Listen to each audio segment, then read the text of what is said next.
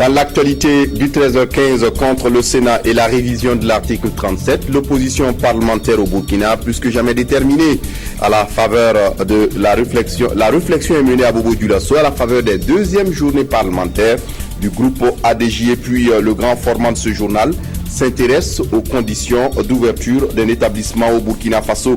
Des conditions d'ouverture, si elles ne sont pas méconnues, elles sont simplement ignorées.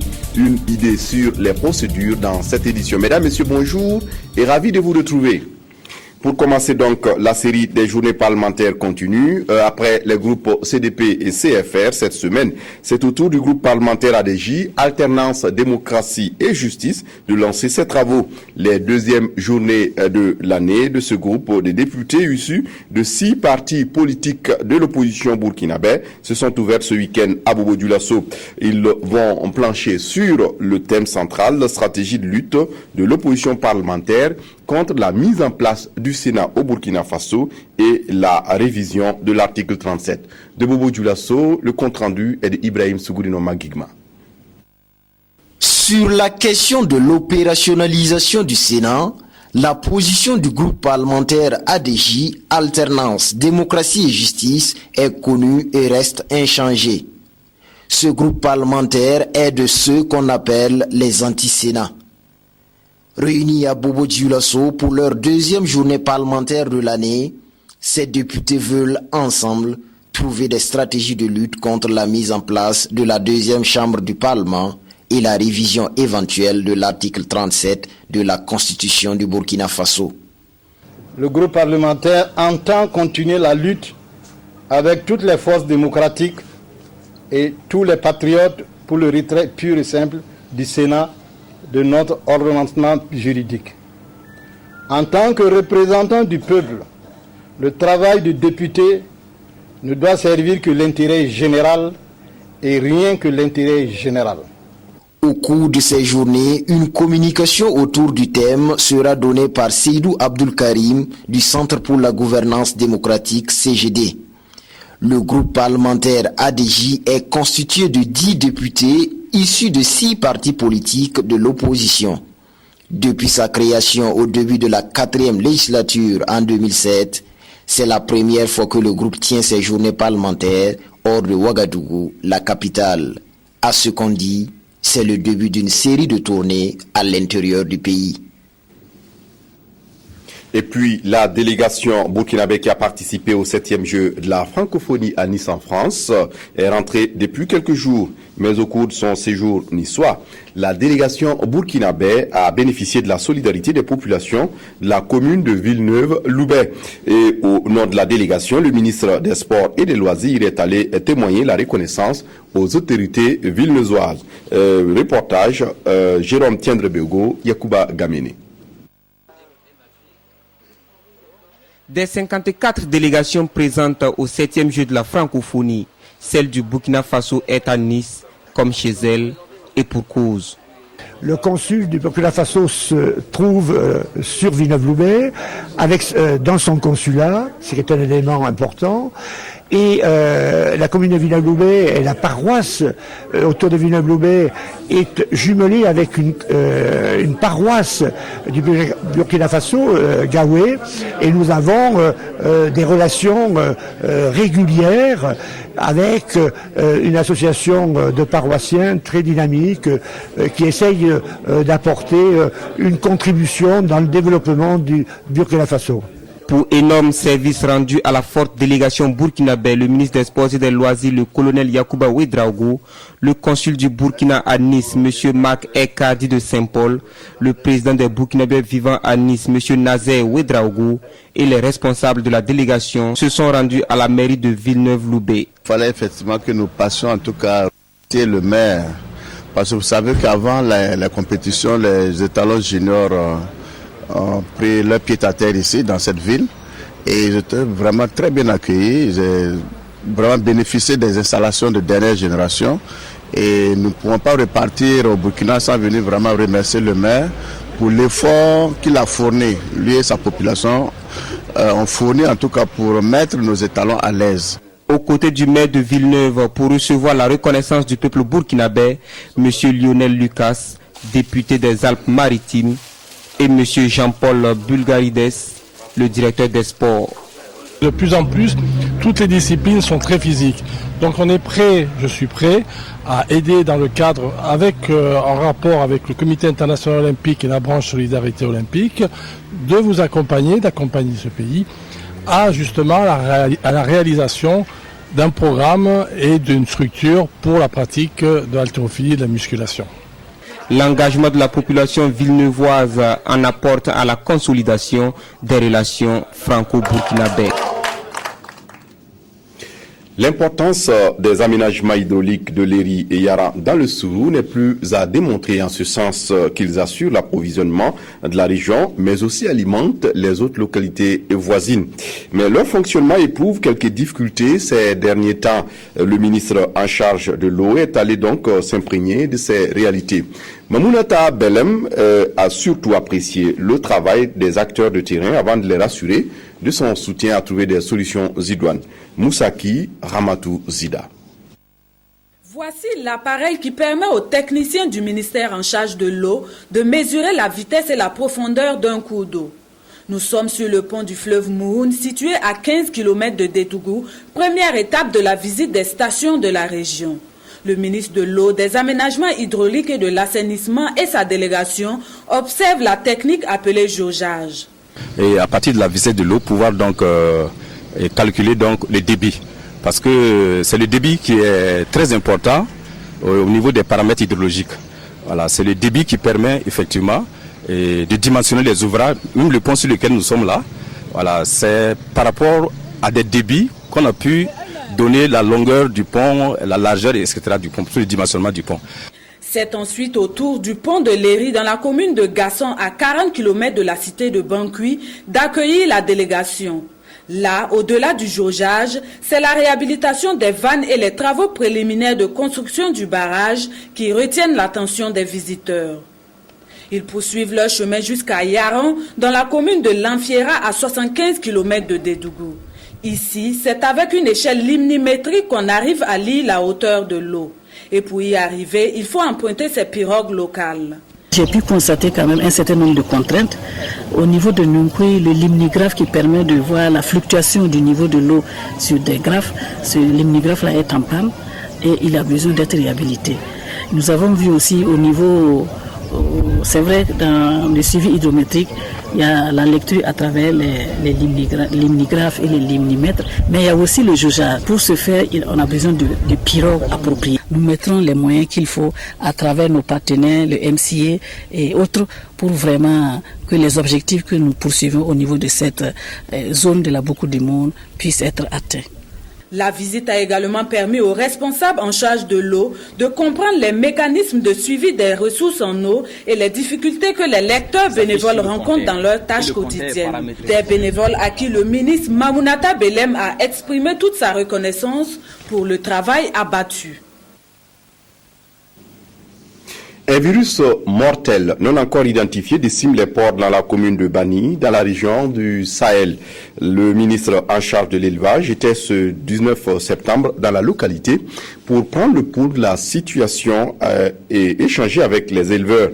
Jérémy Ouedraogo est intéressé aussi à l'avancement du projet Unité avicole dans la région. Compte rendu, Claudine Bikaba. Une tournée dans le Sahel effectuée par le ministre des Ressources animales et halieutiques.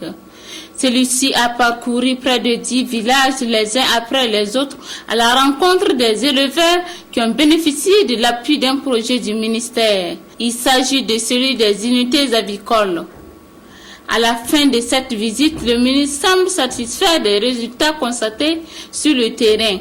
Je voudrais simplement dire une fois de plus ma satisfaction parce que la région du Sahel est surtout réputée pour le cheptel bovin essentiellement que nous connaissons ou les petits ruminants. Mais nous constatons que la volaille est également un créneau très porteur pour cette région-là.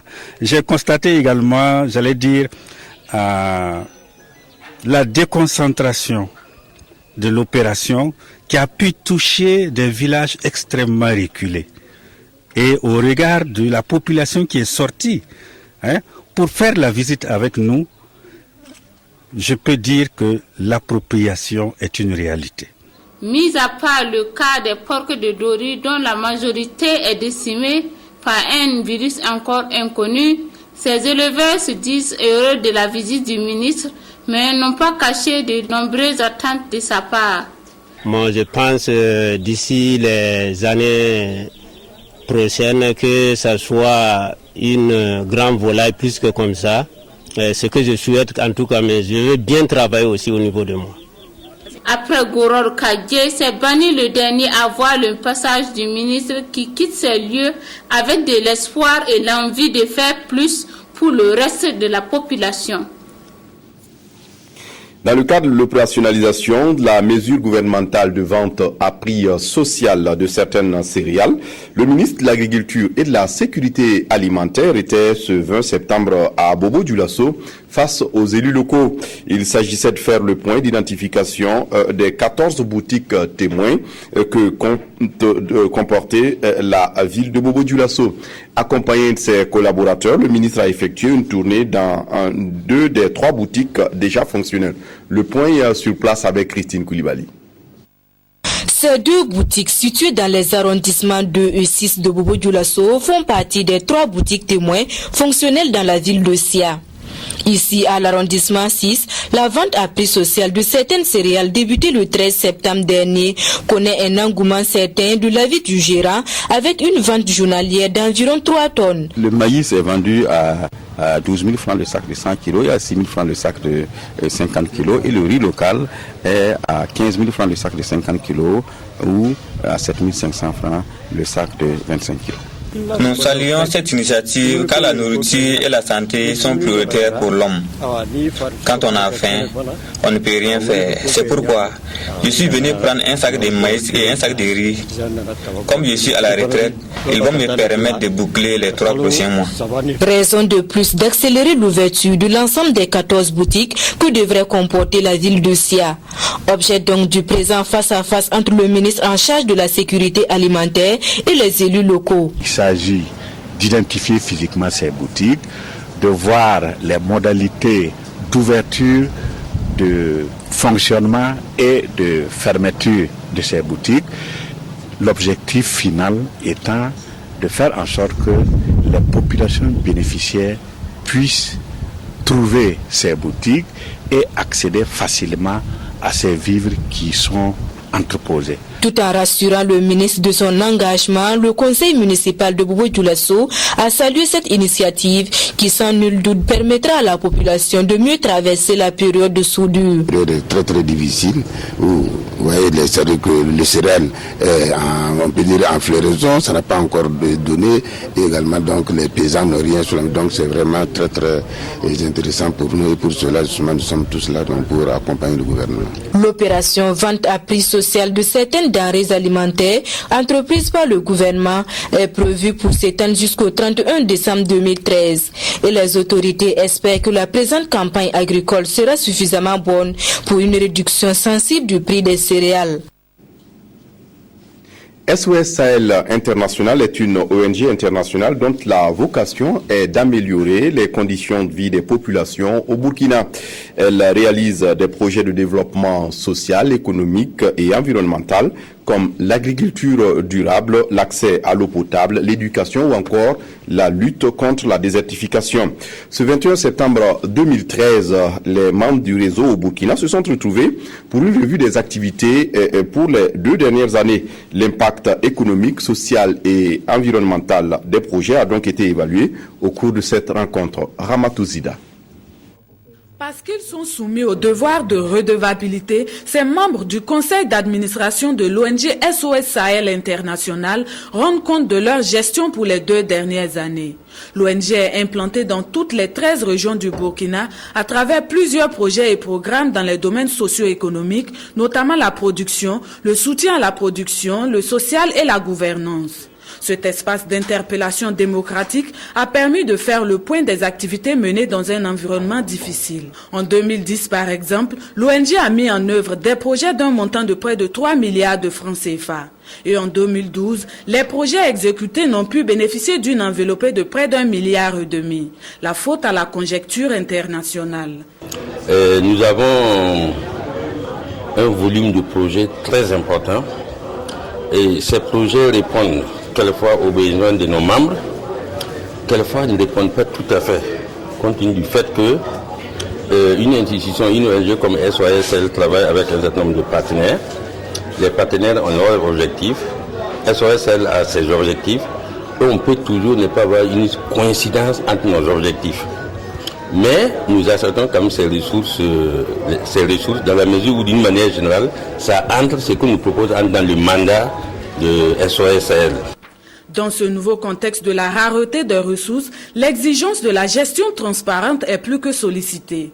Et la rencontre de Ouagadougou a réaffirmé sa confiance au conseil d'administration pour relever les défis à venir. Les latrines familiales.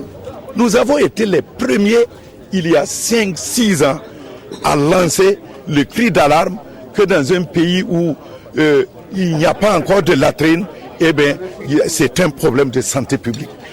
Nous sommes heureux qu'aujourd'hui, que toutes les associations et le gouvernement en fassent un problème majeur. Nous voudrions que le warrantage que nous sommes allés chercher au Niger comme principe de stockage, et heureusement, le ministère de l'Agriculture appuie absolument ce principe pour que là où il y a déjà les boutiques ou les magasins qui ont été initiés au départ, que ça soit vulgarisé à grande échelle. Il est à souhaiter donc que le partenariat entre le gouvernement et la société civile à travers le programme national sur le secteur rural se renforce. Cela va permettre de fédérer les énergies communes dans la gestion des programmes tels que ceux conduits par l'ONG SOS International au Burkina. Le ministre en charge de l'alphabétisation était ce 20 septembre dans la région des Cascades. Amadou Djembiouda Diko est allé s'imprégner des conditions de travail des acteurs de l'alphabétisation dans cette partie du Burkina. Ainsi, il s'est rendu à Koutoura, dans la commune de Niangologo, où un centre de formation professionnelle non formel fait la fierté des populations, aussi bien que des Cascades que de la région des Hauts-Bassins depuis 2009. Après Koutoura, la délégation s'est entretenue à Banfoura avec les opérateurs privés en alphabétisation de la Komoué. Le point de la visite avec Ahadi Sandamba. Au centre de formation professionnelle non formelle de Koutoura, la liaison éducation-production est une réalité. Ici, les apprenants suivent une formation professionnelle dans deux domaines que sont l'agriculture et la médecine traditionnelle. Une formation aussi bien théorique que pratique qui s'étend sur 2 ans. Une première année, un tronc commun. Une deuxième année où on est spécialisé dans filière choisie. La formation théorique, ça dépend des modules. Ça varie entre 40% et 60%.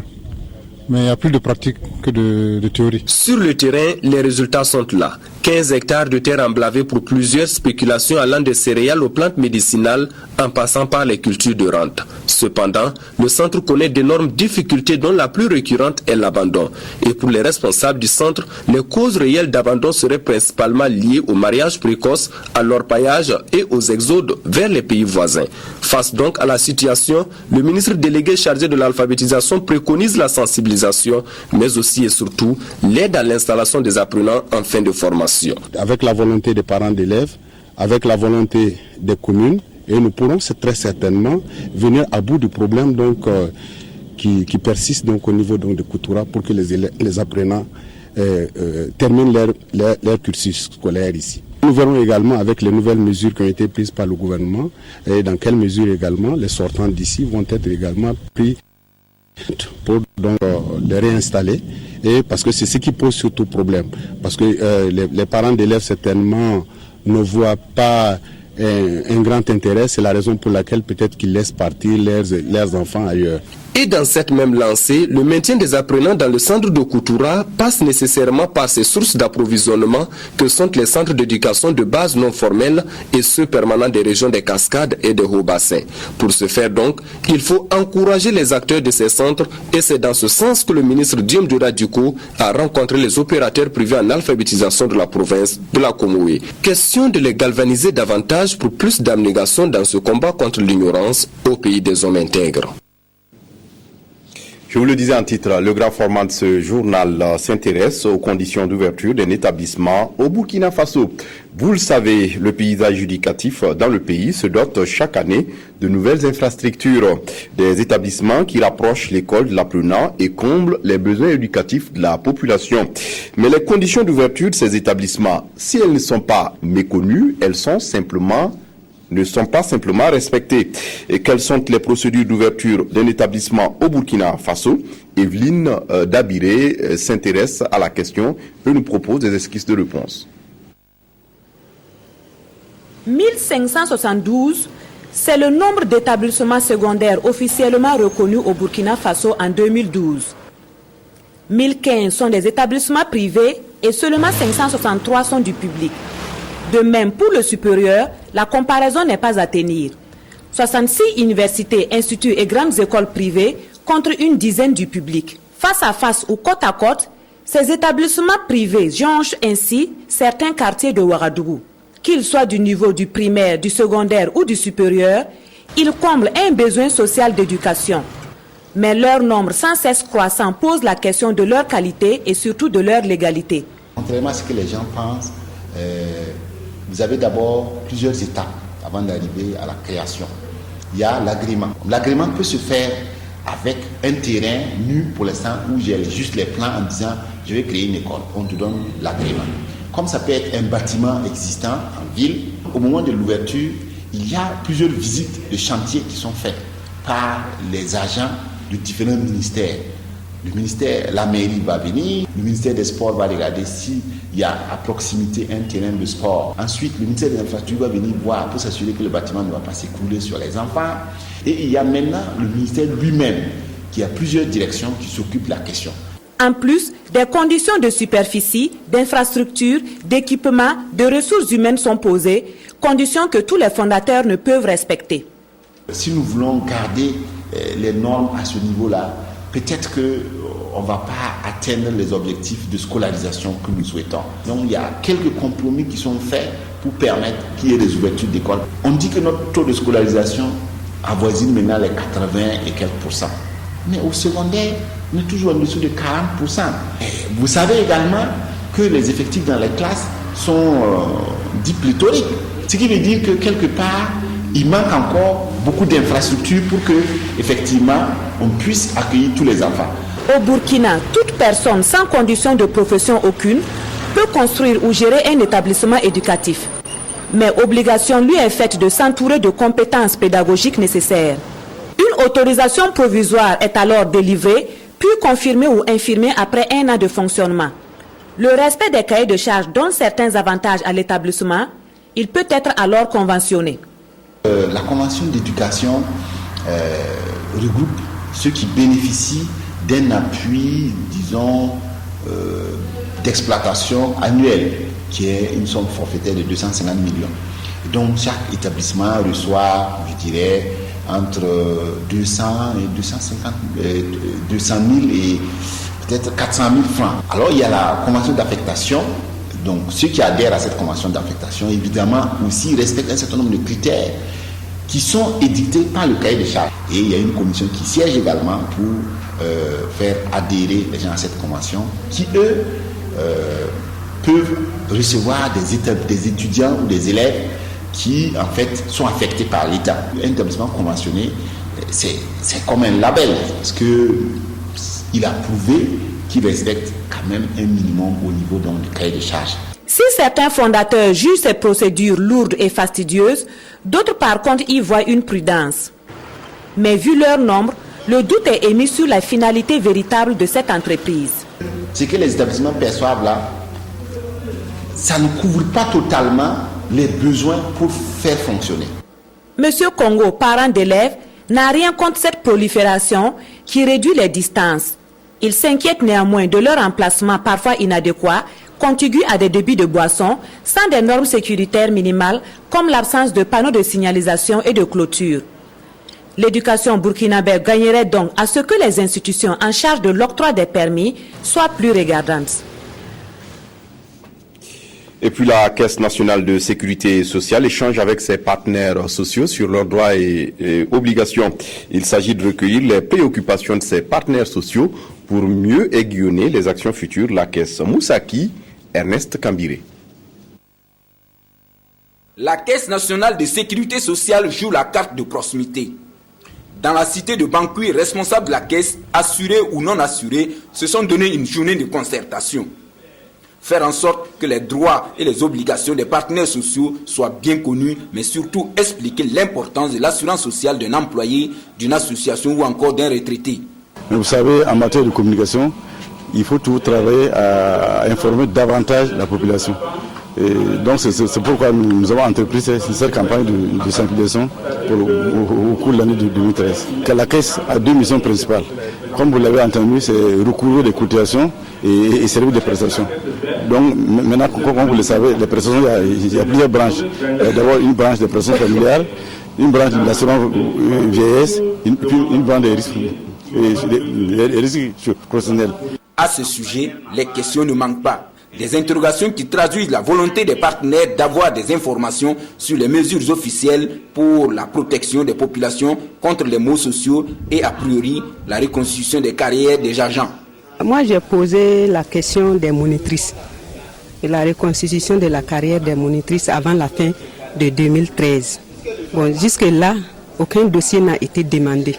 Voilà pourquoi je voulais savoir si d'ici la fin de 2013, il y aura effectivement la reconstitution de leur carrière pour pouvoir soulager ces dames-là. Nous avons beaucoup de gares qui viennent nous poser des questions. Nous-mêmes, nous étions mal renseignés. Il fallait aller recourir à la caisse, ceci, cela.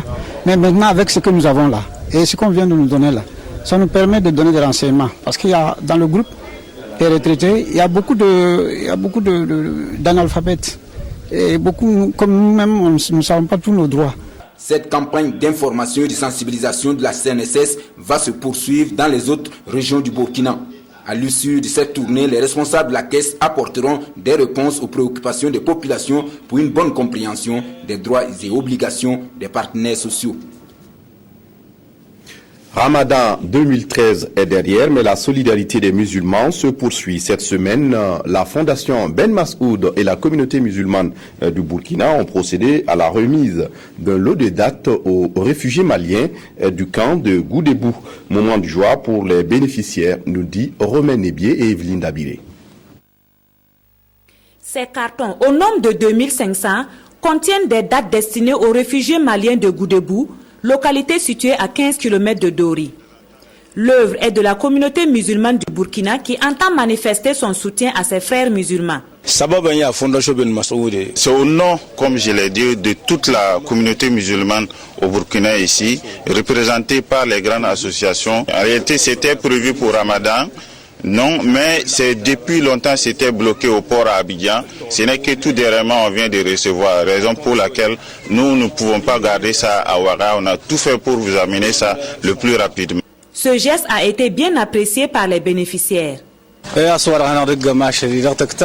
remercier infiniment les différentes associations et fondations qui ont eu l'esprit de penser à eux, car c'est des musulmans comme eux et ils considèrent aussi qu'ils sont leurs frères.